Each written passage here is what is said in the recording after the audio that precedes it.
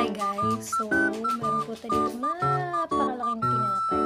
Ayan, so imumukbang natin ito guys. At ito po ay galing kay Oyang.